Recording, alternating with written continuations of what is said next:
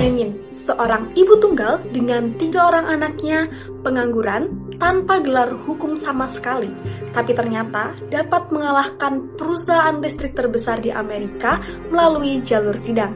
Ini bukan film superhero, gak ada kekuatan super, gak ada senjata, yang diandalin cuma keberanian dan rasa peduli yang besar. Dan yang lebih mengejutkan, kasus dalam film ini diangkat dari kisah nyata. That asshole smashed in my fucking neck. Film Erin Brockovich dirilis pada tahun 2000 dengan genre biografi drama yang berdurasi sekitar 2 jam 11 menit.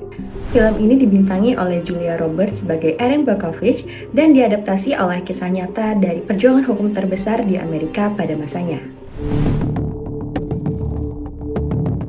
Cerita dimulai dari titik terendah kehidupan Erin Brockovich.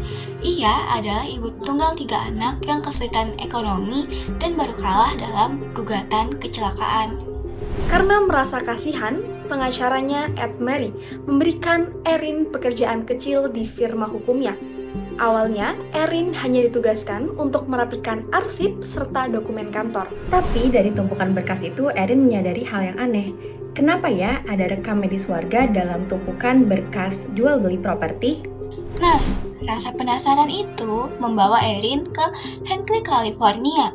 Di sana, ia menemukan banyak warga mengalami kanker, keguguran, penyakit pernafasan, bahkan kerusakan organ. Setelah melakukan penyidikan secara lebih dalam dan menyeluruh, Erin menemukan satu fakta yang mencengangkan, yaitu perusahaan listrik terbesar di Amerika bernama PG&E melakukan pencemaran air dan tanah warga sekitarnya yang mengandung zat kimia berbahaya yaitu kromium 6, yang tentu sangat berbahaya bagi tubuh manusia. Nah, yang bikin kasus ini makin parah, perusahaan ini diduga tahu tentang bahaya itu, tapi mereka berusaha untuk menutupinya. Erin akhirnya turun langsung menemui warga satu persatu, bukan sebagai pengacara hebat, tetapi sebagai manusia yang benar-benar mendengarkan. Nah, kalau dilihat dari perspektif gender, Erin ini sudah mengalami diskriminasi dari awal film. Di persidangan, Erin lebih sering dinilai dari statusnya sebagai ibu tunggal dan penampilannya, bukan dari suaranya. Hal ini sesuai dengan pemikiran Simone de Beauvoir mengenai perempuan sebagai the others, yaitu perempuan hanya diibaratkan sebagai objek penilaian. Intimidation. Let the games begin. Show them into the conference room. Nah, Erin juga mengalami yang disebut dengan triple role menurut Moser. Ada reproduktif, produktif, dan community management. Di saat yang sama, Erin harus mencari nafkah, mengurus anak-anaknya, dan membantu masyarakat memperjuangkan hak mereka. Film ini menceritakan bahwa perempuan sering menjalankan berbagai peran secara sekaligus tanpa dukungan yang memadai.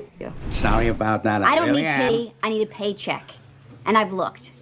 But when you spent the past 6 years raising babies, it's real hard to convince someone to give you a job that pays worth a damn. Are you getting every word of this down, honey, or am I talking too fast for you? Nah, Erin juga mengalami kesulitan dalam menemukan pekerjaan karena dia tidak memiliki gelar sarjana hukum dan dianggap tidak profesional. Ini berkaitan dengan konsep ceiling dan sticky floor, yaitu kondisi ketika perempuan sulit naik dan sering terjebak di lapisan kerja paling bawah.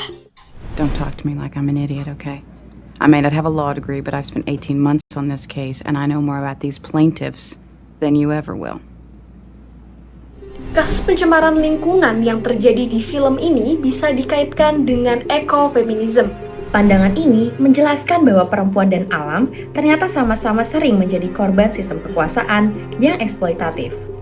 Di film, terlihat banyak perempuan yang mengalami keguguran dan gangguan kesehatan akibat kondisi air yang tercemar. She had a tumor in her brainstem detected last November. An operation on Thanksgiving shrunk it with radiation after that. Her parents are Ted and Rita. Ted's got Crohn's disease. Rita has chronic headaches and nausea and underwent a hysterectomy last fall. Ketegangan semakin memuncak ketika Erin berhasil mendapatkan suatu dokumen internal yang bersifat rahasia yang dimiliki oleh perusahaan PG&E.